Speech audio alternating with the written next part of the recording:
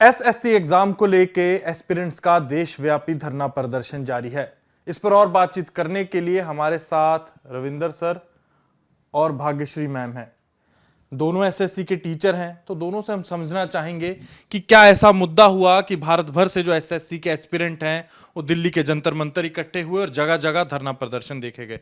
तो सर, विद्यार्थियों का बड़ा आरोप है एसएससी के ऊपर, और पहली बार नहीं, से पहले भी देखा गया कि बहुत सारे धरने प्रदर्शन हुए एसएससी को लेकर, सेंटर के सिलेक्शन को लेकर, प्रक्रिया को लेकर, हर चीज पर, वेंडर पर भी उन्होंने गंभीर आरोप लगाए हैं। तो थोड़ा बताइए सर, मामला क्या है सारा? सबसे पहले तो सर ये है कि जो पुराने वेंडर के साथ जो खामियां थी उसमें दो तीन प्रॉब्लम्स थी जिसको हम लोगों ने पहले एसएससी के सामने रखा था।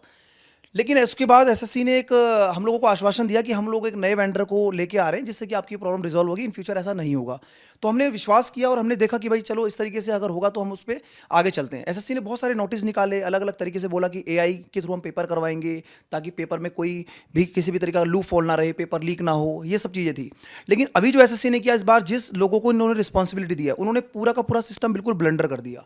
जिसे कहते हैं, जैसे मान लीजिए अगर मैं छोटी सी चीज़ें आपको बता रहा हूँ इन शॉर्ट में, एडमिट कार्ड बच्चों के जो आ रहे हैं वो लगभग 300-400 किलोमीटर नॉर्मल, हज़ार हज़ार किलोमीटर तक के डिस्टेंस को जो बच्चों को सेंटर दिया जा रहा है।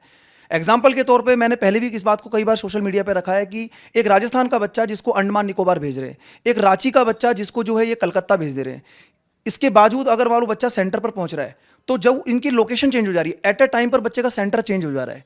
जैसे बच्चा मान लीजिए रांची से कलकत्ता पहुंचा, उसने अपना एडमिट कार्ड दिखाया, वहाँ पर जो एसएससी के डिपार्टमेंट के जो भी लोग हैं वो देख रहे हैं एडमिट कार्ड पे, वो अपना एंटर कर रहे हैं, तो बच्चे की लोकेशन चेंज होकर पटना पहुंच जा रही है, तो बच्चा कैसे पेपर देगा?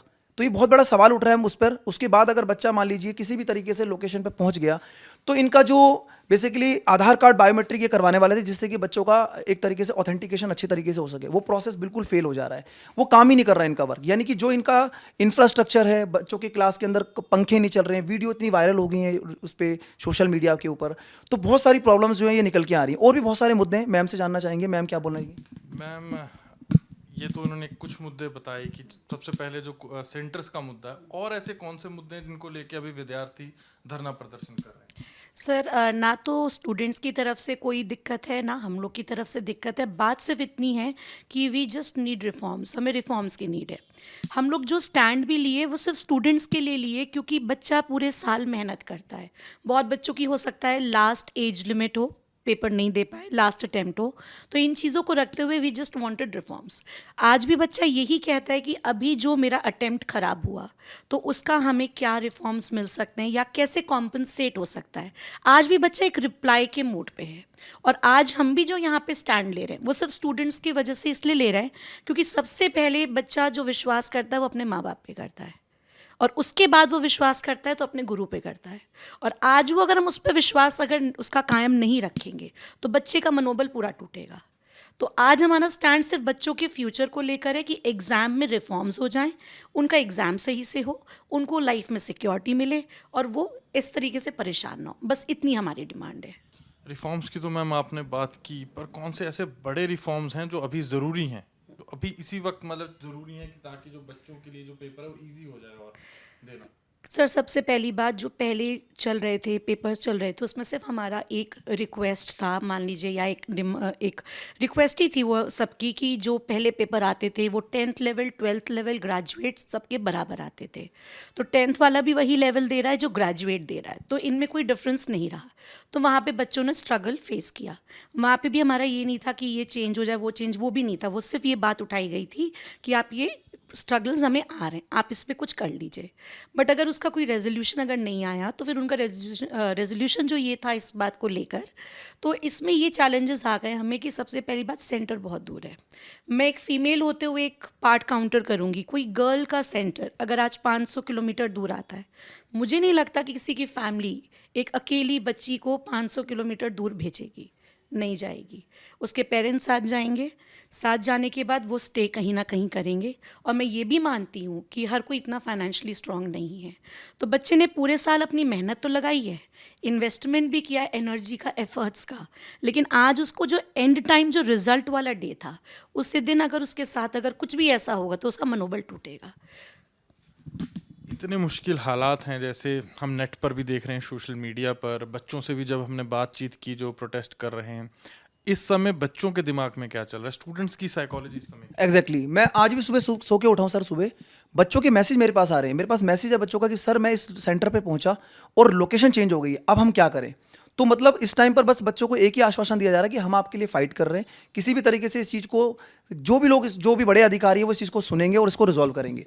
अगर मैं बात करता हूँ प्रॉब्लम्स की, तो प्रॉब्लम आप सर खुद सुन के हैरान हो जाएंगे। बच्चे एग्जाम के अंदर जा रहे हैं, हम आज बात कर रहे हैं सर, हम बच्चों के लिए इस बात के लिए डिमांड कर रहे हैं कि माउस ठीक से चल जाए बच्चों का। मतलब हम इंडिया को किस लेवल पर देख रहे हैं और हमारा क्लासरूम के अंदर बच्चों का माउस नहीं चल पा रहा। जिस पेपर को जिस बच्चे से मतलब जो पेन जो बच्चों को दिया जा रहा है जिससे पेपर सॉल्व करेंगे, उस पेन का इंक सर सूखा हुआ, मतलब पेन नहीं चल रहा है बच्चों का। वो बार बार इन्विजिलेटर को बोल रहा है कि मुझे पेन दे दीजिए, मैं पेन से पेपर कैसे करूंगा। इवन दो आप ये समझिए कि जब इनके पास इंफ्रास्ट्रक्चर ठीक नहीं है तो आप पेपर को देखो, बच्चों की डिमांड है। बच्चे आज भी हमें मैसेज कर रहे हैं, हजारों मैसेज, हम प्रूफ दे सकते हैं बच्चों का कि बच्चे ये कह रहे हैं कि आप एग्जाम को थोड़ा डिले कर दीजिए, कोई दिक्कत नहीं है, आप इस पर काम कर लीजिए, इंफ्रास्ट्रक्चर ठीक कर दीजिए, ठीक है। माउस नहीं चल रहा है, पेन ठीक से काम नहीं कर रहा है, पेपर कैसे सॉल्व करेगा बच्चा। जो पेपर दिया जा रहा है वो पेपर सर वाइट पेपर यानी कि ब्लैंक पेपर नहीं है, रिसाइकल पेपर दिया जा रहा है। क्या मतलब इस लेवल तक ये लोग काम कर रहे हैं। और इस चीज़ को जब उठाया गया है तो अभी तक मुझे लगता है कि हमारे पास कोई भी इस तरीके का कोई विश्वास, मतलब कह सकते हैं कि नोटिस हमारे पास कोई नहीं मिला। इसके बीच में देखो सबसे बड़ी बात क्या है, जैसे 31 तारीख को आपने देखा होगा पूरे भारतवर्ष में सब लोगों को नजर था कि भाई टीचर्स आखिर रोड पे उतरे क्यों।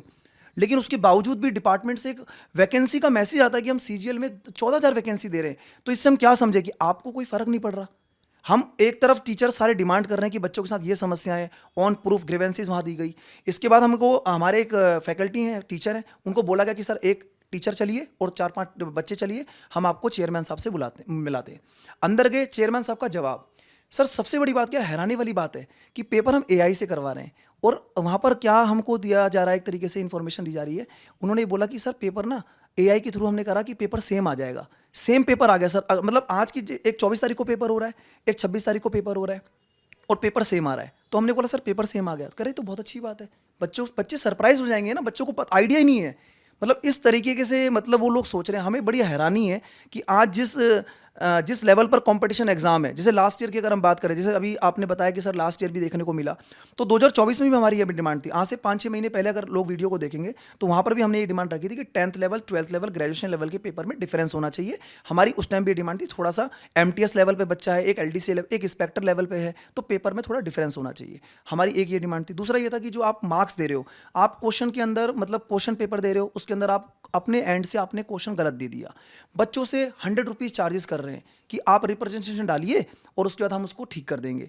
तो उस पर भी हमारा ये था कि आप क्वेश्चन को ठीक तरीके से बनाइए, बच्चों से चार्जेस क्यों लिए जा रहे हैं। 30 लाख बच्चे फॉर्म भर रहे हैं। इस बार आप देखो CHSL का एग्जाम होने वाला है, ठीक है, सितंबर से स्टार्ट होगा। CGL का भी डाटा निकल के नहीं आया, लेकिन लगभग जिस हिसाब से बेरोजगारी है 30 लाख के आसपास बच्चा जरूर CGL का एग्जाम देगा। CHSL के एग्जाम में 31 लाख बच्चों का रिप्लाई आ चुका है RTI के थ्रू कि 31 लाख बच्चा एग्जाम के अंदर बैठने वाला है। तो अगर ऐसे करके अगर हमारा सिस्टम चलेगा तो कैसे हम यूथ को आगे एनकरेज कर पाएंगे। बच्चों का मनोबल टूटा हुआ है। 6 तारीख से एग्जाम स्टार्ट है स्टेनोग्राफर के। बच्चे ये पूछ रहे हैं सर एग्जाम देने जाएं या ना जाएं। जो बच्चों के साथ समस्या हो रही है उसको कैसे हम 500 किलोमीटर दूर अगर जा रहे हैं, 400 किलोमीटर जा रहे हैं, हमारा लोकेशन चेंज हो जाएगा, तो हम कैसे वहाँ पर एग्ज़ाम दे पाएंगे।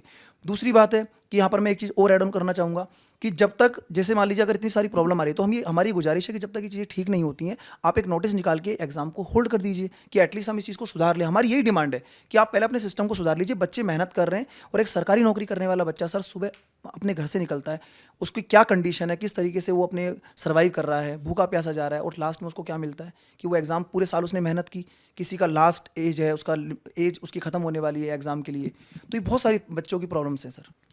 क्वेश्चंस को लेके भी देखा गया, जब हमने बच्चों से बातचीत की, क्वेश्चंस को लेके भी उनके मन में बहुत सवाल रहते हैं और देखा हमेशा जाता है कि क्वेश्चंस गलत आ जाता है, बाद में उसको ठीक करने के लिए पैसे दिए जाते हैं।